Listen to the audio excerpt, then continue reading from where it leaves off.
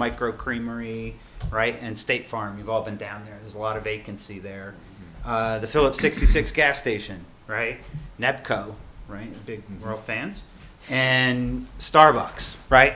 So more retail-oriented businesses, but again, the idea here is to really get a grounding in what are the contributions from these businesses and like how is it all derived. So our tax assessor provided this database to us. So the first column you see, RE, is the real estate portion, right? That's the assessed value of the property for all of these. The next column is PPT, is personal property tax. All right, so that's the value of the assets within the business, right? So whatever equipment, fixtures, things of that nature, how they get valued and reported. So an assessed value. So for example, you can see the real estate value of the Crest Plaza is about $4.6 million, the Crest property. And the value of their property is about 382, right? So you might be thinking there are a lot of Jaguars down there. How is it only 382,000? Their inventory is not included, right? So reading across the total assessment, you just sum that up, and then at $45.08 a mil, that's the relative tax contribution from the Crest Auto dealership, about $224,000. Then you go in and you can do the math for the others, right? So DeAndrea Plaza is another good example. Real estate value is about 1.1 million. That excludes Starbucks. That's sort of its own piece of real estate, right? So that plaza is about 1.1 million. The combined value of the personal property for Katz, the Micro Creamery, and State Farm rolls up to about 400,000. So that entire plaza contributes $69,000 a year to Woodbridge in taxes. All right. Then you go down, you see the gas station, use the same math, right? 35K. Nebco. Nebco looks odd. Nebco has a pretty, I think, a pretty decent, in terms of their personal property tax. I think their assessment, a lot of their equipment is not taxable based on some state ordinance or whatever, not to get into a ton of weeds, but so their net contribution to Woodbridge is about $20,000. Starbucks is $14,000 a year, right? So just these 5 examples are about $363,000 in total. If you sum up all of the businesses on the commercial real estate and the personal property, everything within Woodbridge is about 14 million, right? And you compare that to our annual budget, if you go all the way to the bottom, is about 51 million. So what? But Right? Scott? do we where do we publish the top 10? Is that in the bonding reports when you get Yeah, when you bond go rating, out get your for top 10? geo bonding for, whatever, Right. schools or whatever, the bond rating agencies want to see the top 10, so that's the best place to find it. And you got to keep up with that because it does fluctuate, So is there a Stop and Shop in that? That's No. New Oh, is Hampshire. that gone? A small slice of it is actually Yeah, when taxable it was to us. there, that would have been one of the top 10 employers, but Mhm. then you also have the top 10 tax, you have both ways, but it's in your bonding report. Right. Right. So, anything jump out? Any impressions from just these samples? Do we have comparisons of what similar towns or adjacent towns are in terms of percentage? Yeah, I mean, we can start to dig into that, right? I personally was pretty surprised to see like 28% of the town budget That much. comes from. I thought that was way high. I was impressed with that, actually. that What large- do you see in some other towns, Dale? Oh, I see in the teens, it depends Really? on how much land is zoned for commercial, to explain why it is. Mm-hmm. I don't know your zoning at all, but that is very high. Usually, you're talking 14, 15%. In Hamden, it was like 12%, something like that, but it's a bigger town, it's more area, more housing to offset it, but that number is big. Mm-hmm. So you want to, that actually makes the point. When you get data, what do you do with the data? It's good to know it, but that drives the conversation about business retention. You want to keep that Mhm. the way it is. You don't want it to go down, because then the burden will shift to the homeowner on the Right. taxes.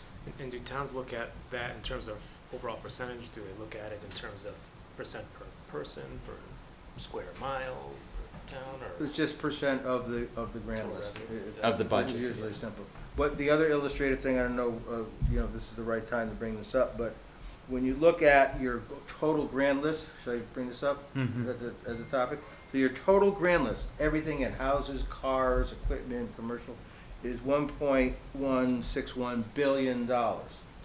And a rule of thumb in terms of changing the taxes dynamic, so your tax rate is what, 46 or something like that? 40, which is 45. 40 Oh, wait. which is- 4508. Listen, I come from a place that's 56, sorry, so, Mhm. you're doing great to us, Right. but it's still pretty high for a suburban town, 46. So if you were to try to lower it to 45, just making up something here, you have to raise $1.16 million $1.2 million. in revenue. And if you look at at what he did on this sheet to show you who's paying taxes, 363,000, you would need like almost 4 of those To move it New. 1 mil.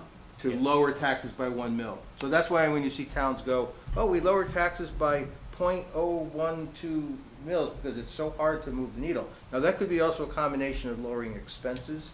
So that 1.2 million could be a combination of tax revenue, not assessed value, but tax revenue. And lowering, but expenses are really hard to lower, especially with the small government that you would have in Woodbridge. So it can give you motivation or intimidate you as how much you got to work to get that 1.2 to lower taxes. So you're not going to lower taxes a mil ever. It's almost impossible. But to go a half a mil, do the math. It's like 600,000. Right. So that's something to think about. When you're thinking about what do we do with that piece on 63, are we happy a business moved in there? Yes, but you're not you have to think about maximizing the potential of sites to get to that place. Mhm. You get better tax revenue. Mhm. And one of the things we do want to do, I think, in a subsequent meeting would be to have Marcia Benno come in, the assessor, and give us a primer on how does the assessment process work, right? We were kind of chatting before the meeting, from a property tax standpoint, it's depreciated over time, right? So you buy a piece of equipment, it becomes worth less in tax revenue to the town every single year, right? When you look at the real estate value, especially in this case, we're talking about a lot of retail, that real estate value's going to basically stay the same, but it does fluctuate if there are vacancies, right? So the real estate is valued off of the P&L of the landlord, right? So if they're not generating revenue, then it's likely, I don't want to put words in Marcia's mouth, but this is my understanding of it. But really, this was to kind of give everyone a little grounding in where are we, right? Might it be a good idea, I'm thinking for the group to, if we're thinking about using this to inform how we make a calling effort and how we start to develop the plan for retention and creations, might we want to start with the actual sort of full grand list, the commercial grand list, and sort of set up a diagram to see if our outliers, Dale, we may find that we have, like you in Hamden, your second, at least when I saw your bond rating, your second taxpayer was Whitney Center. Right. Second, maybe they're first now. Now they're first, yes. Yeah, because maybe they busted up the Dixwell Apartments, but maybe we should do that too and sort of look at where we are, because my guess is we may have a lot of our revenue centered in those assisted livings and those. I'm sure you, it's true. And that may be something that when we're doing our calling effort, we may want to sort of bifurcate that in some respects to have sort of a committee that has a much more formal, and I don't know if this makes sense. No, but it does. A formal approach to to the ones that are really driving this 28%, and Right. and the rest of it we're down to the 7 Well, or this 8. is where we talked about clusters. Right. Yeah. Part of the drill in looking at your economy through clusters, healthcare being a big one here, is exactly that, is to find out what the facts are. And if you have your assessor come, which is a very good idea, she's also should explain how they also tax multifamily and many other things, because there's all different ways that they develop valuation based on, revenue. There's different ways. Machines are different. There's depreciation. There's all kinds of stuff that's way over my head. But it gives you a good grounding in where the money is. So if you have fervent anti-housing people, apartments we'll say, but you got to listen to the facts. Those apartments produce tremendous amount of tax revenue. I can tell you these stories all day long about how people fought against the housing product because of the usual things they say about the school system and all. And they're one-bedroom apartments or efficiencies, which is the market, and they end up creating the kind of tax revenue you need. I mean, if you purely looking at it that way, but having your assessor come and explain that is a good kind of grounding. Yeah, tool. Dale, I think an interesting example when we spoke that you could share with the group was when you landed Home Depot, Oh. Walgreens, Yeah. right, and LA Fitness in Hamden, right? We Right. all can see it in our mind, like, you know exactly what you're talking about. Yes. Well, And you were a hero. Well, yeah. Well, They built the statue. I thought I up was there. a hero, but I guess so. What happened was, so that same math of 1.2 million for you was 3.7 million for Hamden because their total grand list was 3.7 billion. This is a rule of thumb. It's not an exact science. It's could be off like 10 or 15%. But so I had a 3.7 million in new tax revenue to affect 1 mil of taxation. My best year, 21 years ever, and it's not even close, was like 2005, I think, or maybe 2006 fiscal year. I was telling Scott I got Home Depot and the renovation of that center. If you know where Home Depot is in Hamden, there was a defunct shopping center that was completely rebuilt. LA Fitness, a new Walgreens, and there was something else about that size that I brought in. It was like my crowning achievements. Home Depot was really actually a lot of work because we had to do an eminent domain. We had to do a lot of things. It increased the tax revenue by like 500,000. That was it. Best year ever. At $3 million a mil. Right. Right. I was like, I was proud of it, but I was like, what do I have to do? Right. But So I think that there are, expectations, right, on how much we can build the commercial base, right? But and Scott, I think to your point is you're getting at, are there clusters, right? And do we identify something? So I'll share that full list with everybody. Again, I just got it and I was cutting it to kind of just come up with a little small analysis here. I think if you dig into it a little deeper, what you will find is all the power lines that we see around Woodbridge, right? There's a lot of money there. Okay, a lot from CL&P and UI. And the assisted living is another big contributor. But I will share it, and I'm hopeful that that can help drive, some of our conversation around the development of our economic strategy, Right. our EDC strategy, right, Agreed. going forward. So I wanted to, we can maybe move into that, right? We talked about the different pillars last week, right? So I don't know that I have a printout of it with me, but remember the big ones were retention, right? And then there was acquisition and recruitment, were the three of the big ones that really popped. Did anyone have any thoughts over the last couple of weeks around Woodbridge and where we might want to focus? Well, a question maybe before the answer is, a question for the group or for Dale again, and sorry to keep going to the well, but do we just look at businesses for the taxes they generate, or do we also look for the employment that they create, potentially other district income that you could have that could come off of a I'm not suggesting we're gonna have Dollywood or whatever that's gonna charge an entertainment tax, you know, that kind of thing. But I'm saying is, do we also look at not just straight real estate taxes, but we look at, you know, well, this creates 500 jobs down there though. Even though it only pays so much in taxes, it creates so much jobs in that sort of, Feeds the rest of the businesses. yeah, like is that our economic development? Does that go in our model also when we think about retention, attraction, creation? You know, are we looking to Yeah. create jobs and that sort of thing for our? I absolutely agree with that. I agree with that, and I also think it's also, we have to keep in mind the vibe of the town. How do we want the town to be? How do we want people to think about as the town they live in? What kind of town do we want to be in? So I think that should be a part of it as well.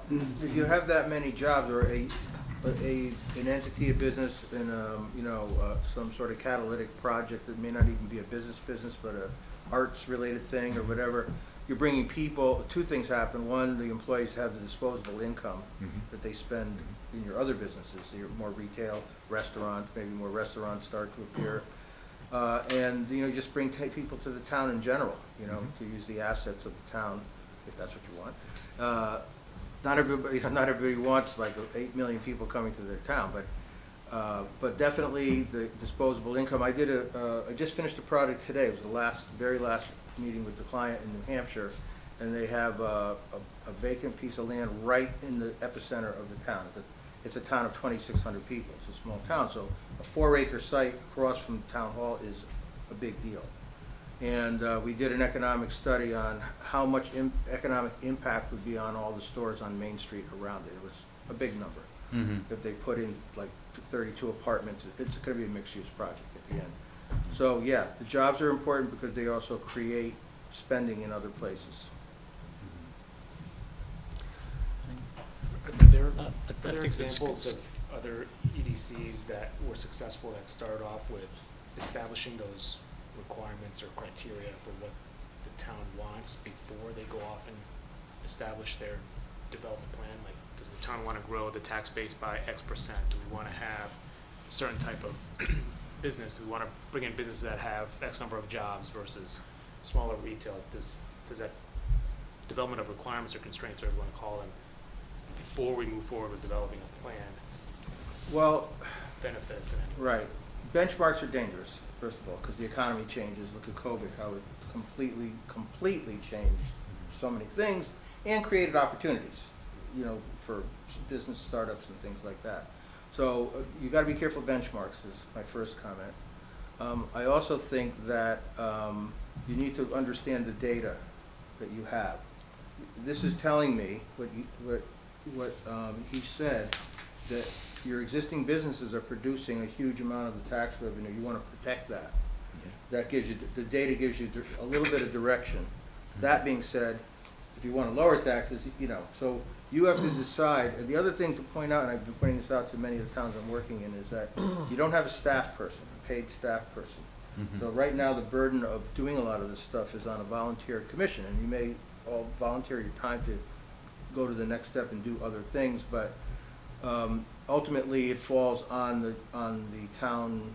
It falls on Mika. It falls on a consultant. I know they have an RFP out for now. I haven't really heard much about that yet, but so almost like be careful what you wish for. If you try to bite off too much, somebody's got to do the work. Somebody's got to go do the visits, and you might do some of them, and that's good, but ultimately you're not paid, and so you also don't want to not meet expectations. But I would say you look at the data is my best advice to you, and follow the data. If the data says that your existing businesses are paying way more in taxes than other towns percentage-wise, that to me is a little bit of a direction. But within Towards that, retention. for retention.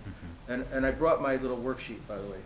Okay. If you want to Okay. talk about that. And the other thing I would say about that is within the retention is more data and more analytics about those industries that are paying. So if you go out and you find your healthcare places are going to be big taxpayers. They're going to be up there.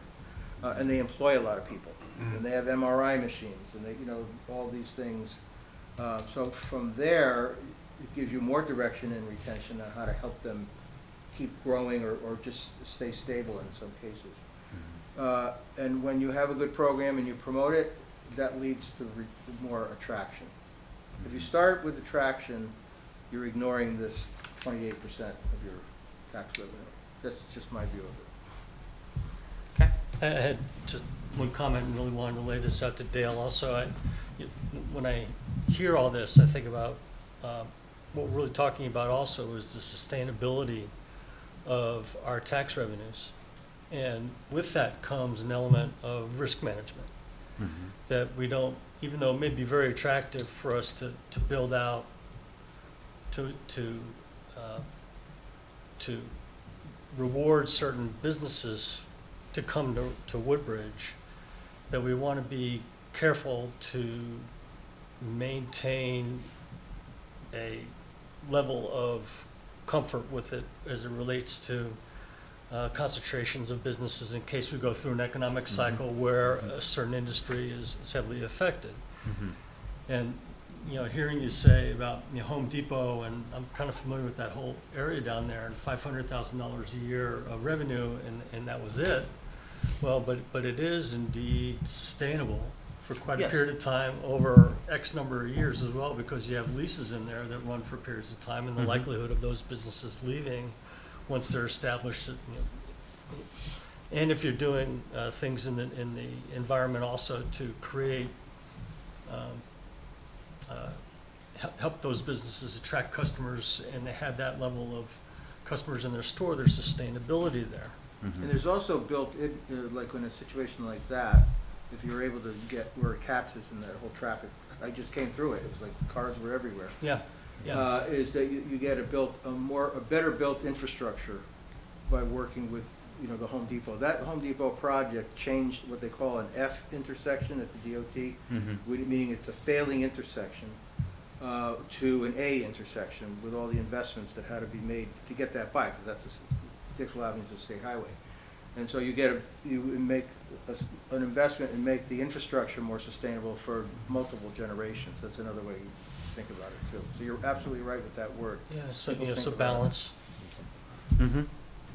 Yeah, absolutely. I mean, I think we're going to encounter a lot of this, right?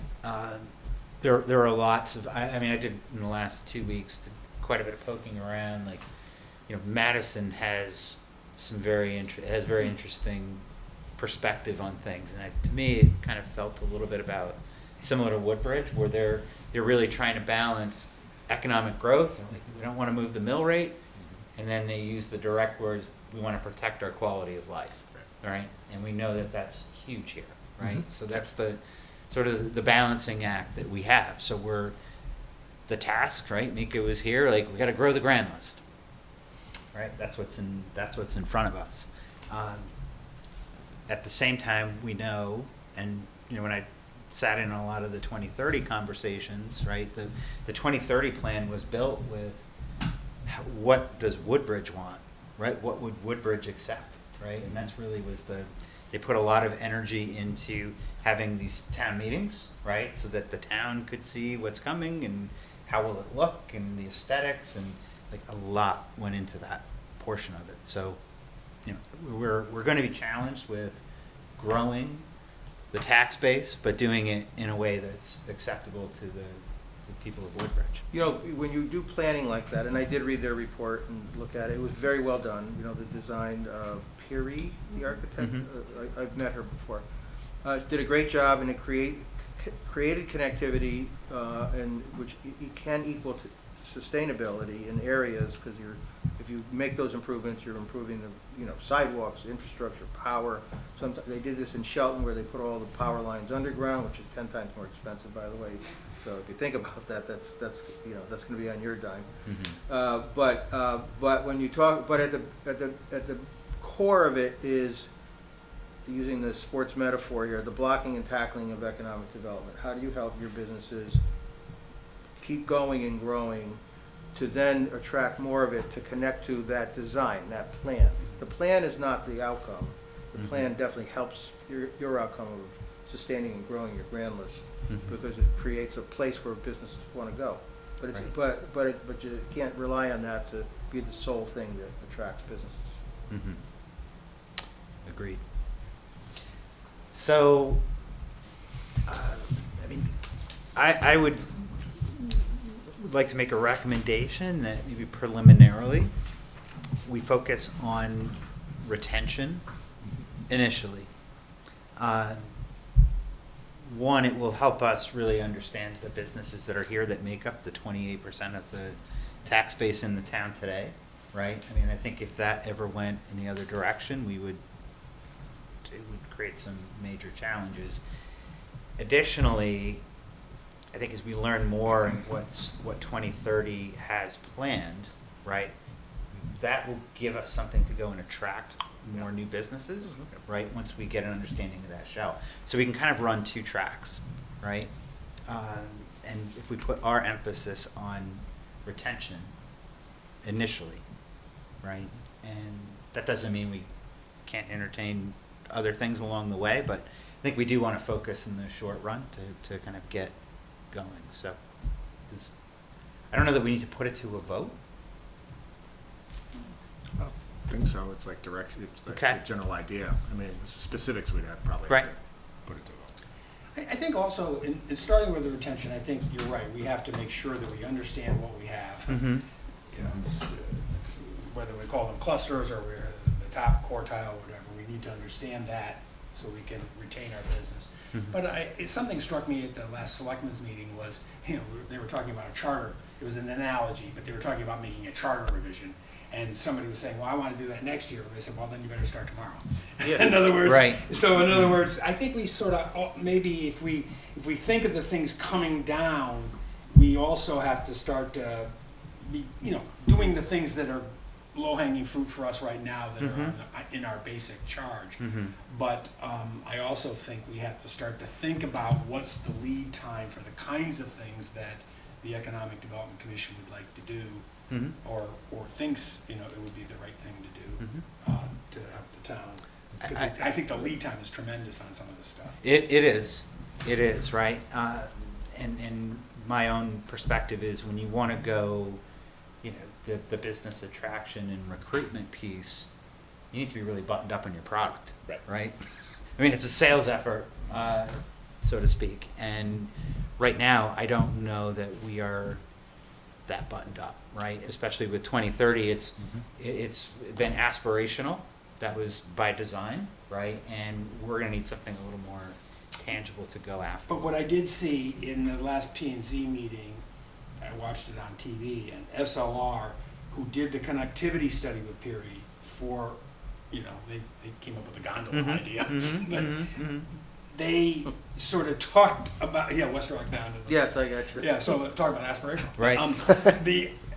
So did the guy at Quinnipiac, right? Didn't he want to do that as well from the York campus? Yes, well, that was an amazing thing to Yeah. watch, the York campus. But what the senior advisor said to P&Z, that's the, for the POCD, the plan of development, he said that if, he sort of threw it out there that if you really want to be a catalyst, use this plan, and you want to sort of use your planning area as a catalyst for development.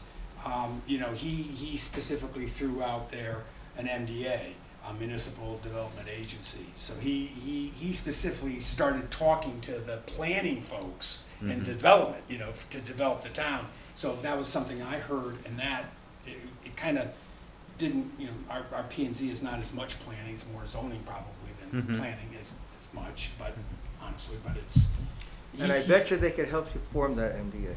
There's no question. The MDP he wanted to form, yeah. I'm being a little Right. facetious there. But I guess what I'm saying is that, that could be, I think some of those issues, what role we take in that, or should take or not take in that, because they're starting to suggest in the planning document for development that, do you want to be a catalyst and integrate the 2030 into that MDP, municipal development plan run by an MDA. Well, I would say this about what you're saying, that your plan of conservation and development, your POCD, is state mandated. Right. Okay. If you want to go for state funding for anything, let's say you wanted to widen 63, I'm just making up something, because you wanted to expand your commercial base. or you wanted to improve the utilities, like, you know, upgrade the sewer, or underground your utilities, or whatever it happens to be, the first question they're gonna ask you is how this relates to your POCD. They're not gonna worry about MDA, they're not gonna worry about, those things are fine, but the POCD, I think, is a really underutilized and underappreciated document in every town, because it's state mandated. You won't get money if whatever the goal is doesn't align with your POCD. And secondly, the state plan of conservation and development, you know, they have definitions. If you go on the state OPM's map, it's a color-coded map, and it shows, you know, urban area, somewhat urban area. You'd be, you know, suburban area or whatever. But 63 is probably going to show up in the color of redevelopment of focus. It also needs to somewhat relate to that as well. So the planning function is important, but there are some structural boxes you have to check if you want money to offset the cost rather than bonding it, for example. So let's say we're going to bond that improvement versus, now, is 63 a state road or is it a town? Yes. State road. Right, so if you're gonna bond their, you know, do their road, they're, you know, you're gonna use state bond funds to do, if that's the goal. If you want to extend the sewer line, you know, anything like that, does it match your POCD? Does the outcome match your POC and the state plan of conservation? All that other stuff is fine, because if you have an approved MDP, municipal development plan, it takes about 1 to 2 years to do that, by the way, I have gone through that. Then you do get some priority funding in some programs. Just depends on, you know, what it is. It could be anything utility-wise, but always start with your POCD, because that's mandated by law. Just to follow up on that, so is that something that now is happening with the 2030 plan? I mean, have they? No, that's not part of the 2030, that's Right. sort of, that could be integrated into, but the state requires every 10 years you to come up with a plan of conservation and development. So And there- so that's due 2025, and so they just hired the selectmen just hired SLR to produce that, and that will be due in 2025, so they'll start those community conversations, they'll start those planning studies and say, what do you want to put in that? So that work that they did in 2030 could become a node of development for, under your POCD, I see, versus driving it, they're Right. part of the POCD. That's how it would work. okay. So I mean, I guess it's just something for us to, I don't know what our role would be in the planning process, in the planner, but, I mean, I think, you know, in terms of retention is important, but I also think we have to keep an eye towards, Well, as you said, it's, you know, things take a long lead Yeah. time, and, you know, if it's 2025, it's just not that far away No. in reality, so. Right. Okay. So what I would like to recommend is next, when we get together again in April, that we initiate the retention, you had the retention strategy? Yeah, I have a worksheet, Yep. depending on what pillar or group, you want to call it group pillars, whichever one a town would want, I have a worksheet. I have one for retention, I shared it with Scott. It basically puts you on tasks, several tasks, to lay the groundwork, to get the data, by the way, to further getting the data, you have some of it now, to give you, and it also gives you ways to get information, which was one of your questions, how do we know where the businesses are coming in? And Right. it's all part of that. So this worksheet that I have, and I could send it out ahead of time. Okay. Now, you know, since you're almost all new on the commission, you know, usually commissions after a while develop subcommittees, you know, and that'll be up to you to do, but ultimately, if you touch on different pillars, let's say you move into retention or some other one, it's probably not gonna be creation, but you never know. There's certain things that are common to each pillar, you know, keeping the mill rate reasonable, things like that. And then there's some things that are very specific, depending on the pillar. If it's attraction, we talked about this last time, you know, you have to have some available housing in your community to attract the company or business to come here, stuff like that. But I will send this out ahead of time, and it's a good, I think it's a good starting point for the commission to do some work on this. Okay, great. All right, so I want to move into a quick discussion on the tax incentive program. So last time when we met, we kind of gave everyone a little history on what we've proposed in Woodbridge. There was a tax abatement program that went back to 2020, like right before the pandemic, that did not make its way through the Board of Selectmen. 2 years later, Brian, who's not with us tonight, Brian and I kind of quarterbacked the development of a slightly refined version of that and went about presenting that to the Board of Selectmen, and essentially where we netted out was the first selectman and the town attorney decided that we wanted to react to business opportunities versus have a published incentive plan, right, that would be available to everyone. So that's grounded in this statute 1265B. So Dale, I was hopeful you could, based on that, when we had a conversation the other Yes. day, you said, well, that may not have been the right application, right, of, Yeah, well, the sort of read and react, whenever you offer a tax abatement, unless there's something I don't know, you have to be empowered through a law, a statute that gives the town permission because we're all part of this system. And 169 towns have their own way of doing things, but anybody who has an incentive program, unless they put out small grants or something like that, if it's taxes, because it all ties together with the state government ultimately, you have to be empowered to do it. It could be through the federal government or through the state government. So to say you're just going to react with nothing approved that empowers you to do it, it's not going to work. I'm not saying it's wrong to think that way. I'm saying it's just not going to work. Now, again, if you want to offer, I've worked with towns that have waivers of building permit fees, but you're talking peanuts there. But it's good for builders, no doubt about it. Or if you want to give them a $5,000 grant to do their facade improvement, that would come out of your general fund. That has nothing to do with the state. But when it comes to 1265B, that's a state statute.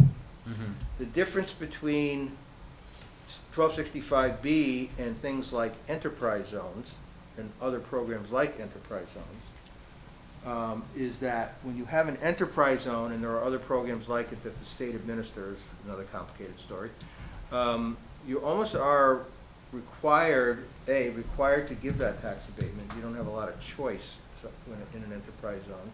If somebody has a really smart lawyer, no offense to the lawyers, they could kind of force the town to give them a tax abatement. This happened in East Hartford when UTC put a $40 million, and they were in an enterprise zone, and the city didn't process an enterprise zone application. They got forced to give them a tax abatement on a $40 million project. So the value of the state programs is you have complete control over how much you give as an abatement and to whom you give it. So when you have enterprise zone benefits, it's usually based on the NAICS codes. I think we talked about this, or that people know it as SIC codes. But they're identifying codes by industry. Manufacturing would be 3736, and then the type of manufacturing would have a point, plastics, metals, whatever it is. And every business has a NAICS code. My business has a NAICS code. I don't know what it is, but I know I have one. And you can find out by contacting the State Department of Labor if you ever want to know. But you can just Google it. You can find out a complete list of NAICS codes. So in an enterprise zone program, you can say only manufacturing, health sciences, biotech, STEM related, something like that. Generally speaking, those programs are good. But when it comes to 1265B, you have to pass something at the Board of Selectmen level to say, yes, we're going to offer this. I can get you a resolution, a sample resolution, by the way. okay. I have that. And once you pass it, it doesn't mean you're just giving away money. Now you have to decide how decisions are made. Right. And so in some towns, it goes right, applications go to the finance director, and it goes right to the Board of Selectmen. You have nothing to say about it. But as the Economic Development Commission, and doing something like this, which has some level of controversy to older time taxpayers, they don't want to give away tax revenue. What 1265B does, and Derby, I read both of them. Derby is the better, closer approximation of what you'd want. It tells you exactly what you can offer. Based on a $3 million investment, you get 70% abatement on the increased value. 60% the second year, you know, all the way down to 10%. Just read the Derby one, it tells you what to do. But it's only on the increased value, not on the entire property. So what happens is with 1265B, whoever makes that decision gets together in a room and gets an application, I can get you a sample application as well, and says, okay, we got Scott Hunter's application, he has a construction business, he's gonna build a, you know, 8,000 square foot metal building to put his office and, you know, and a covered thing for his trucks and whatnot. And he's gonna invest $400,000. And he builds the building, you give him the tax abatement based on looking at Derby's, you know, how they break it down by the level of it's all based on capital investment. If you want to add in other things like job creation in the actual agreement that gets passed, you can do that. Nothing stops you from doing that. But you have to be empowered to offer it in the first place under 1265B, because that's a state rule. So you have a choice as a commission whether you want to get in the middle of that and take the applications. Maybe the applications go to Tony or Tamika, and then you reconvene a subcommittee of this group and you talk about it. You know, is this worthwhile? If the max you can give them is 50% for 3 years, you don't have to give them 50%. You give them 25%. It's a construction company, and you know we know them. They're going to be a good citizen. But it's construction. They're not bringing anything like massively expensive. They're building a little metal building. You may give them the full 50%, but you have the option of asking to be in that process. Sometimes that's made legal, like your board of alderman, board of selectmen can't vote on it unless you vote on it. It can be informal. I can guide you through that once you get to that level. But you have to be empowered as a town to offer it, and you have a whole structure. You could just look at Derby's, and you know you can just adopt something like that. But again, you don't have to give anybody the max, and you don't have to give somebody anything. If the town says, you know, it's just a little retail center. They're doing a big renovation, but it's replacing one retail with another retail. That's not really helping your grand list, you know. So. Right. You know, there's a process involved that's easiest to do when it comes in and you kind of go through the process once or twice, and you'll get that. It's pretty easy. It's just that you have to advise your board of selectmen if that's the way they want to do it. If I could spitball, I'm learning and spitballing. Is there a risk though in, I think, incentives to create investments into our, town, and, more grand list and more employment and so forth is great. But is there a risk if it's not targeted to what we want to do? Let me say this, that we've got a 2030 committee, they've done connectivity and they've done placemaking. And so I'm reading through that. I'm not advocating whatever is right or wrong, but they're working on that diligently and saying, they're suggesting mixed use zoning changes to be made. They're suggesting design elements to be put in through the area because and I'm not up on this yet, Right. But spitballing, I'm worried that if we adopt an incentive overall and then we come in and we're incentivizing Scott's business, I shouldn't say Scott's, but a design business that doesn't fit with the plan. You know what I mean? Like, Right. You can do anything you want.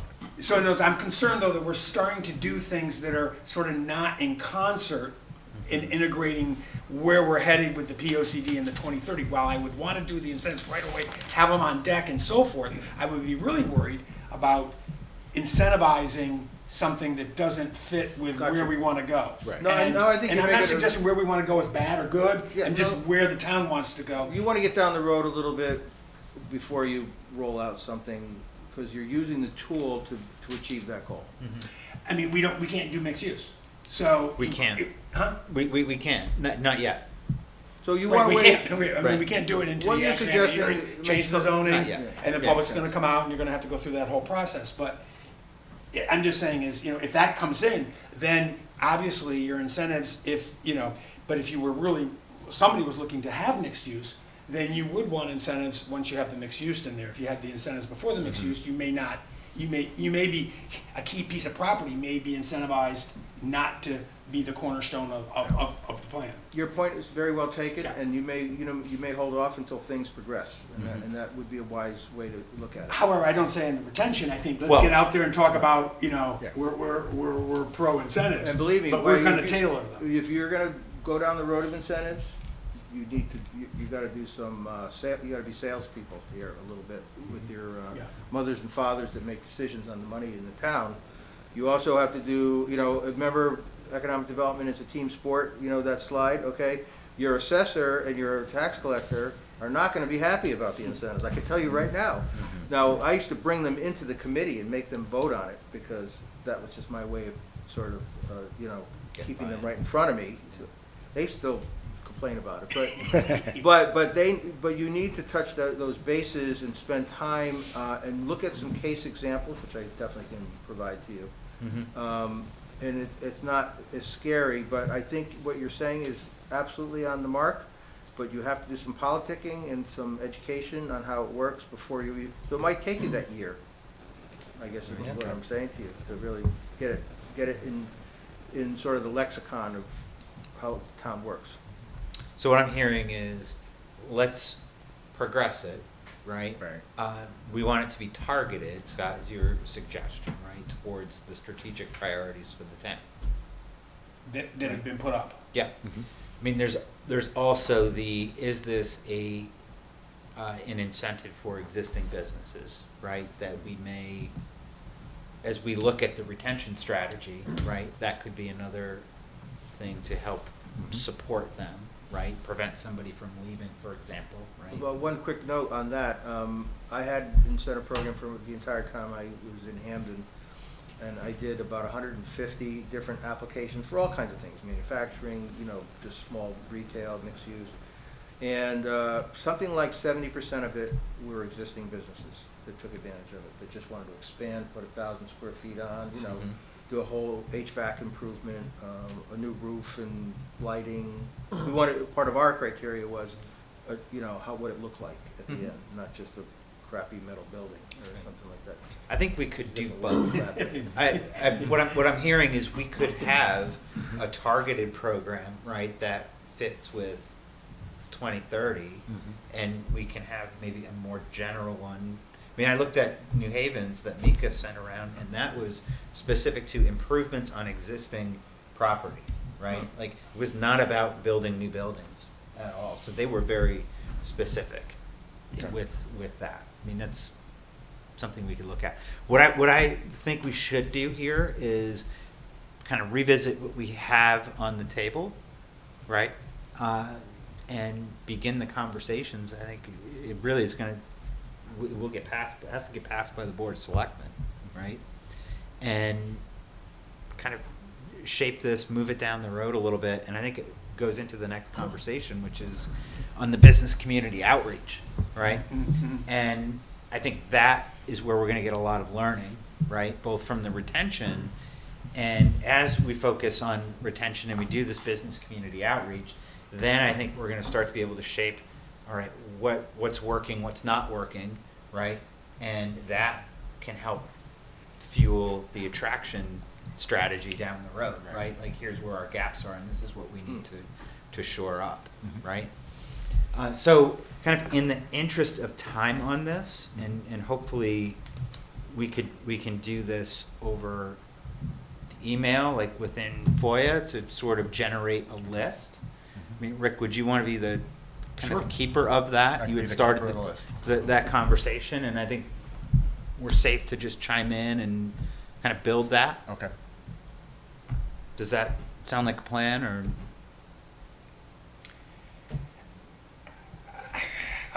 We might want to seek, I think we've got to be careful, because if we do have a quorum in an email, it is a meeting, and regardless of whether it's not, I just want to be, I would want I know, to be you'd- careful in that if we do have a quorum in an email and one person, at least when I went to FOIA training, it brings up a good point.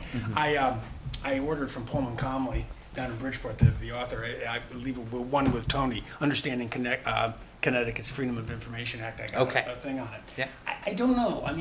and I don't know, maybe that's why they do subcommittees, but I think giving assignments, I think, is fine, and I think if we don't have a quorum, it's not a meeting. Right. You know, and I think that's good, but I think when we get into, I think, at least the way I understood it, when we get everybody on an email, you know, somebody then responds, you could be deemed to be a meeting that somebody didn't get to see. They want to know what's in that meeting, and so that's the violation. Not that we did anything bad, we're not doing anything evil. We're trying to do good for the town. Right. But that could be the evil of not having the transparency in the meeting. So I think we've got to make sure not to reply all kind of thing. It's like, Right. like, go for it, Rick, and work with him. In You know, North I Branford, can't, so I work can't with- watch you. I'll Okay. listen Yeah. to you in the meeting. Yeah, no, in North Branford, they had this same kind of issue, because I gave them some assignments, and they were all gonna start talking to each other, same kind Yeah. of thing.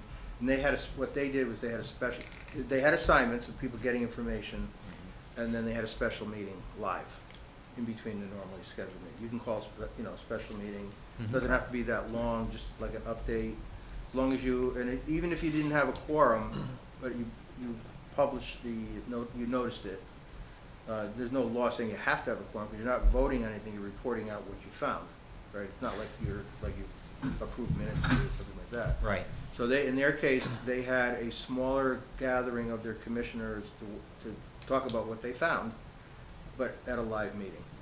And Okay. Scott, I'm so glad Yeah. you said that, really. The thing that makes me a little bit uneasy is, in these conversations with business owners, we're going to come across potentially confidential information. That's a good point. Trade secrets kind of stuff. Yeah, and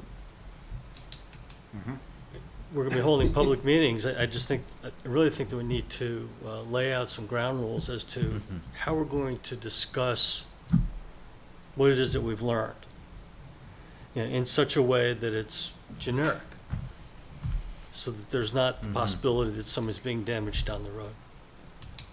Right, expressing it- somebody's intent to do something Yeah. when that could be very, very confidential. Things change, and we want to do the right thing.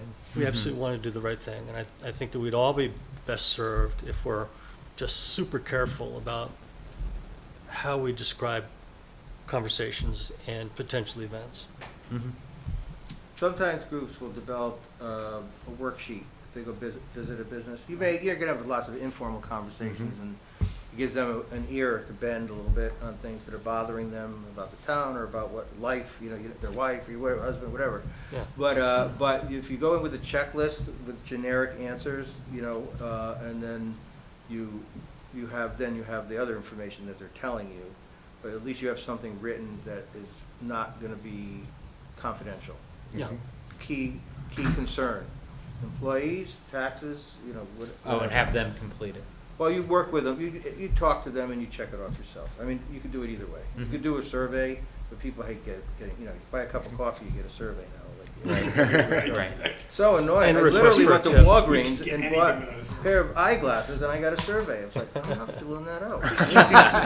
I refused. I'm throwing them all out soon, but Okay. anyway, but you can, but you're absolutely right. They're gonna tell you things. A lot of times, people told me things I really did not wanna know, but Yeah. they need to Yeah. talk to somebody. Right. Okay. So maybe a way to attack this would be, instead of a reply all, to your point, we just go directly to Rick, he's sort of the keeper, and Yeah. then we can share that out here in the You public. share out more generic information and, as you talk. And when Tony takes minutes, she's not taking verbatim minutes like, if she's in court.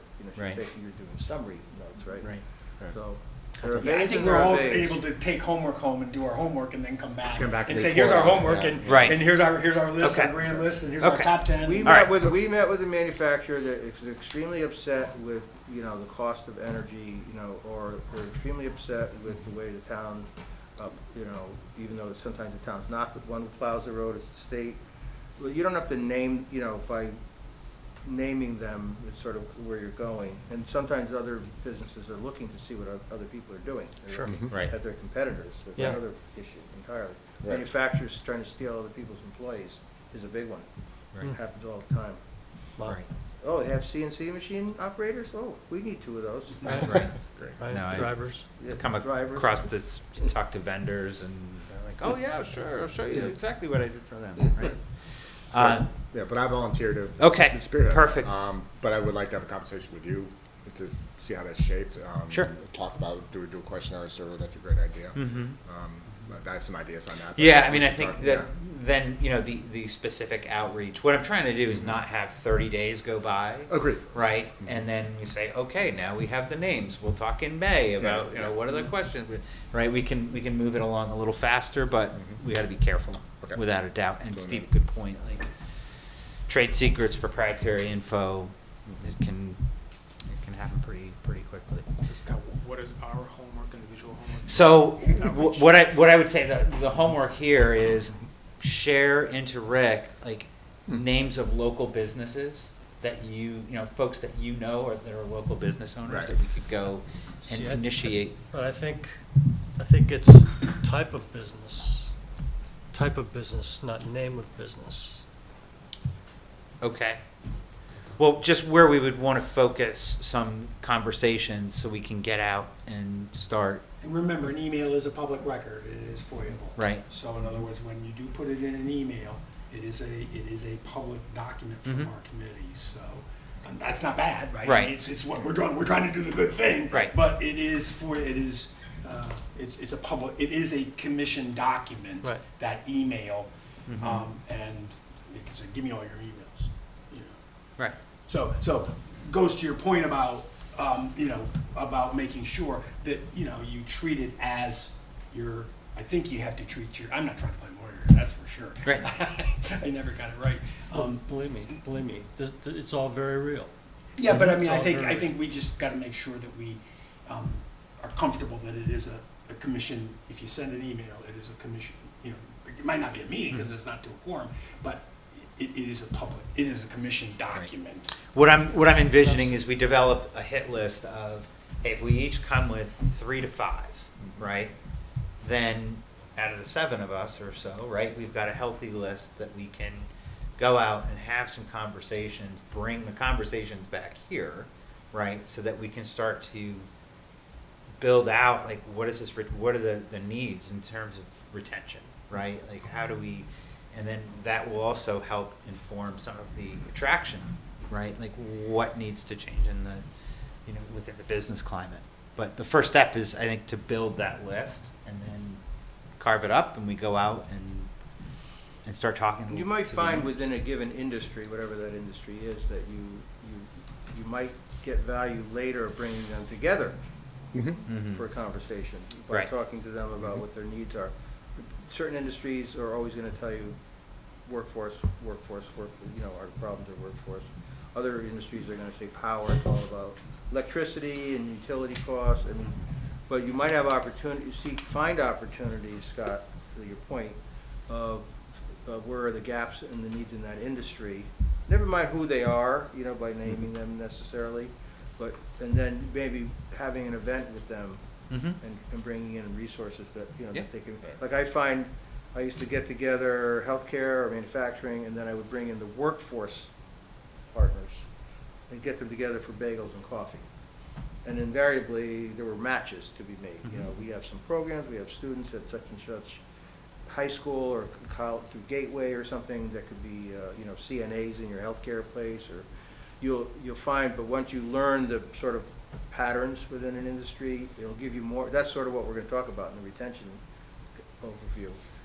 How to help build their resources based on your data. Let's talk about data is key, king. Okay. So I think we should communicate to Rick, like, Yeah. let's build that list, and then, obviously, we'll keep the conversations just one way, Okay. right? Could I make a suggestion? So Yeah. when you are emailing Rick, you don't have to copy everybody. Right. Just send Rick the communication, and Okay. if I ever send you something, don't communicate to one another. Right. It should be one way, because it is, even if it's not a quorum, it could be considered, it is a meeting, you don't have to have a quorum to have a meeting. And we need a quorum to vote, so it could be viewed, Okay. like, to your point, it could be viewed as a meeting. And then there would be a group meeting where things would be summarized. Yes. Okay. All right, so just to keep moving. The 240 Amity Road update, I did just want to share out, I had a initial conversation with the broker. And that property is for sale. You know, one of the things I did want to discuss with them was Mika had thrown out mixed use. Okay, I did have a conversation with, or email exchange with Chris Sullivan, our zoning enforcement officer, and that section of Amity is not zoned for mixed use at this time. So, you know, it was a chance for me to go through that with the broker. You know, it is something that's being discussed, right? But at this point in time, that is not zoned for mixed use. The broker said he's had a lot of interest so far, but really in bringing in something similar to what was there, right? What was there So- before? it was a trailer. Oh. The business is Elm City Trailer. They're moving to Bethany, right? I see. And it was, I also tried to pick at a little bit, like, what is the reasoning for, right? And it was not dependent on one or the other, meaning they're not selling it because the tenant's moving and vice versa, right? Sort of independent of one another. So that was what, you know, we really came through there. I did establish the connection with him, so we'll learn more about it along the way, you know. Did get some, and, you know, even we talked about local businesses. The other constituents are these brokers, you know, because they're the ones that are out selling Woodbridge, the front line. So, 15-minute conversation with him, I gleaned a little bit about Woodbridge and zoning and kind of what some of our, I'm sure we're going to hear come back after these conversations. So I'm going to make a habit of trying to get more connected to some of the commercial brokers in the area. You know, our former chair, Jeremy Rosner, is our commercial real estate broker, right? So it's a good jumping off point there. You know, and if you're working on the questionnaire, one of the things that just struck me, it hit a chord. It's the owner of the business, sure, but I'm thinking also it's the workforce within the business too, right? That is also our customer, like you said. There's lots of different customers, and everybody says, "Why I love to work at Woodbridge. It's really fun to come here. You know, you can always get a good, you know, you can get lunch. I love coming. I mean, I think that also for economic development. So maybe the questionnaire is not just what, you know, they're going to find they need to maintain a workforce, right? So if they have a happy worker, is a happy, you know, owner of a Right. business, right? Yeah. But I think at the same time is, I can remember doing some surveys on different things in life, and vertically the questions are important. You know, having I don't know if that is possible. You don't go to the factory floor and say, "How do you like Woodbridge, working in Woodbridge?" But there may be some. Well, It can be done. The more you talk to a business, the more they'll tell you. And by osmosis, you'll get to know some of their workforce. In certain industries, the workforce is interesting to get to know because they go home and say, I could do this and I would like to start a business. There's a lot of spin-offs that come out of enhancing the workforce. The owners will be a little protective of that, but as you go along, I mean, if somebody who works in a healthcare place is not going to open a healthcare place, but somebody who's in construction, manufacturing, they might be, you know, if everybody knows you're out there, or maybe you have a coffee tour of a place some morning, and they give you a tour of their place, and you chit chat with the workers there. I mean, it doesn't have to be so formal, but you know, you might want, because if it's manufacturing or distribution, and you know, I think you know Jamie Scott. James Scott has a air handling business in, I think it's still in Woodbridge, if I'm not mistaken. It's right off of 69. But anyway, we used to have a lot of events at his shop. Then he would give us a tour and show us what they do, and they all love showing what they do. And then invariably, their workforce is there. Yeah. It's not like they have thousands of people. You don't have that size of company anywhere in this region. But that's another way to tackle it, is to not just do a survey, is to actually, once you get to know them, go there and have an event some morning. And then you make really stronger connections because it's on their territory. And when we're setting up these calls, what is the request we're asking of the business? Great question. you just be honest, and basically you wanna, see how they're doing, see how you can help, how the town can help, because you are appointed by the town. And if you're genuine, you say you just wanna learn more about what they do, and you wanna see how you can help. Sometimes they say no, sometimes they don't want anybody there, but you kinda have to do it on their territory. Like with the manufacturer, be prepared to go there at 6:30 in the morning. Of course. They're not gonna talk to you at 10 o'clock in the morning when they're on the floor doing stuff. Yeah. Most of them are undermanned anyway. So I don't think you have to do anything but be honest with why you're going. But I would go with a little bit more knowledge about what they do. Don't go in there and say, so what do you do here? Right, right. That's insulting. You definitely want to learn everything. You're not gonna know everything, but learn what they do. They all have news on their websites, if it's at that level of business or company. But I don't think there is like a standard goal. I think it's retention. How can we help you? How are you happy? What do you do? And then you can ask questions. Like if you're going to a manufacturer, I might have mentioned this before. So who's your supply chain? That's one of my favorite Right. questions. Who do you buy, your material from? Or, depending on what the industry is. If it's food manufacturing, where do you, who do you use for trucking? I mean, there's a supply chain basically attached to every business that exists. Right. People farm out all their stuff. You don't want to know who their HR, who does payroll for them necessarily, but that gets a conversation going, because eventually you're going to learn Right. who all these players are, and you can do some matchmaking. You learn a lot of stuff by just going there. Right. Absolutely. And I think hopefully if we're using our own contacts initially, right, we'll get some receptivity, Right. right, to having the conversation, and then we get it going. All right. So on the bar grant, I don't have any update there. I can tell you that it went in, Okay. and I did contact the head of the program, just to say that, I hope you look at that application favorably. I actually work with her a lot on other things, and I volunteer my time on things that they do. So, it's all part of the process of building a relationship so you can get some benefits from it. And, but anyway, she heard me, and I very briefly explained what the application was. They're just doing their initial reviews right now, and we might get some questions. Mika might get some questions in the next couple of weeks, but generally they're saying May to June. Okay. The awards will be made. I'm going to say it's before June 30th, and I'm also going to say it's probably middle of June. Take their time. I could be wrong, but. All right. And on that note, I know, Cliff, you were on the webinar yesterday Yeah, on it was this pretty PFAS. interesting. It was. PFAS? PFAS, Yeah. right? Wow. Scary. Which is Very.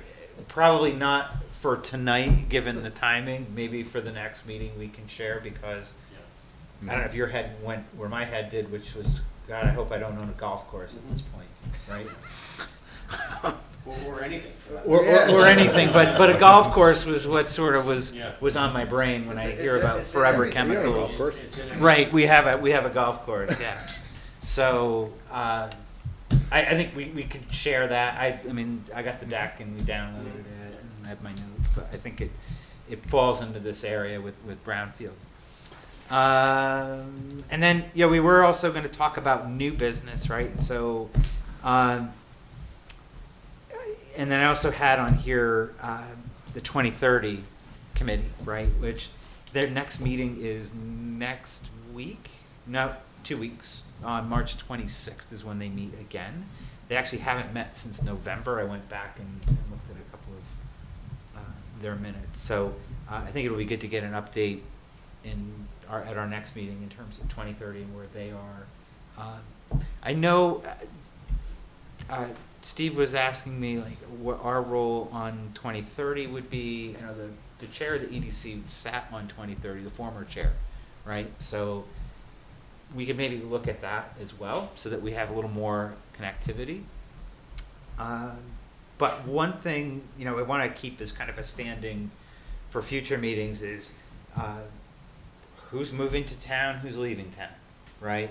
I think we should really be up on that. And I can tell you from my own standpoint, like, in the past, we sort of found out about a lot of things sort of sporadically. And when Tony and I were talking about it, like, part of the reason for that is there's no, like, really welcoming committee or exit interview from Woodbridge. There's a variety of different ways that you can find out, right? The assessor is probably the last person to find out, right? Because they find out when the taxes are filed. So, I know, Dale, you had Yeah, maybe there's, some there's a insight. million ways to find out, but it is by accumulating information from several sources. So one thing, first of all, is your building department and zoning folks. You know, so you have to institutionalize some contact with them, either through Mika or somebody. If they end up hiring a consultant, planning consultant, which I know the RFP's out right now, that person could have that task. Also, your town clerk. They're required to actually register with your town clerk. Not all businesses even know that. But that's part of like the town hall part of learning. The town clerk would have that information, because if somebody comes to town, they have to register their business, so it gets on the radar. But again, not everybody even knows that. It's not somebody's fault, they don't know. I think your comment about developing relationships with brokers is really one of the key ways to find out information. What happened, what's closed, because they all get the same, data, what's closed, what's happened. So you want to try to find one or two different ones that you talk to, not from the same business. Right. Somebody like Jeremy would know, he'd be a very good resource, but you also want to get another opinion, not opinion, but just information. What have you seen happening? Even if they don't, sometimes they can come to this meeting periodically, but you could just talk to them and find out, whoever that somebody is on this board, giving Right. you all these tasks. What chamber would a business join? New Haven Chamber? You don't have a Woodbridge Chamber. Would it be New Haven? Probably. I believe so. So there might be some value in developing a relationship with Ann Benowitz, who was leading that meeting. I was supposed to be on that call, I was on it. I couldn't make it. I've heard it already though. Scary. But Ann is a really well-connected person in business openings, and there's a whole group of people at the New Haven Chamber. So maybe even having her come to a meeting, Right. at some point, Yeah. she would know. Because if a business opens, they're like hawks. They come in because they want to join the chamber. So that's another resource. It's really going to all these places, developing a social media campaign and making businesses aware of it, because they want to tell people that they opened, giving them a free way of doing that. There's no one way, I guess is what I'm saying to you, but there are things you can do. It's all building relationships. Right. Yeah, I know in my own experience, when I acquired a business in a certain town, right, and at one point I bought 8 at one time, and it was, the early warning system was the health department, which begat the building. I said the building department wants to come in and look around. Oh, the fire marshal would like to come in and look around. So those departments sort of are on the front lines, and the last ones to find out are the tax assessor, right, because they really, until you've file those first taxes, right? So I think it'd be a matter of kind of poking around our different departments. Our assessor did say, she finds out by driving around town, right, and looking for it. But in past meetings, it was a little disappointing, because we would hear like, okay, so-and-so is leaving, right? And it's like, wow, how did we not have any insight into Scott, as our chairman, do you think you could get a box? Do we have a, Tony, does Scott have a box for Economic Development Commission in the mail slots? Because I know, like, when there's a land use application that comes in, only a particular group, knowledge is power, right? So, I mean, Right. and so in other words, do we have a box where, I'm not saying it gets broadcast out to all of us, but the chairman of our Economic Development Commission to be able to be plugged in on those, because you're. Well, you make a good point. Follow the agendas of other related Yeah. commissions, read what's on their agenda for approval, if it's ZBA or. But if it's the kind of thing that's Yeah, thrown in our watch what's slot, on the agenda, Scott and can see somebody's it. got to follow up. Right. What happened last night? Did it pass? If it passed, it might be a shop, it might be a multi-tenant building. Then they find out who the owner is, and you see what's going on, but that's another way, check the agendas and follow up on it. I know my prior life, like you would have businesses, but my prior life, there was always some, there had to be quite a bit of copying, but who got copied was important. But Right. once it got in there, then it got around to where it needed to It get, did, like you yeah. said, it got around to Yeah. whoever's the call master, Right. for the utility companies, Right. or the Right. call master for the healthcare, or the call master for the restaurants, or the, Right. So, okay, and I think the last item is just our next meeting, which, Tony, we have for April 14th. I think it's April 11th. Okay, good. Like the 14th is not a Thursday. Yeah, This did I is like have a that on Sunday. I might have had it on an old agenda, and then I don't think everybody got it. On this agenda, I have April 11th. Okay, Let good. me send up the right one. Yeah. Any conflicts with that date for anyone? I don't think so. All right. So with that, I can entertain a motion to adjourn. Chatty? Second. Rick seconds. All in favor? Aye. Okay.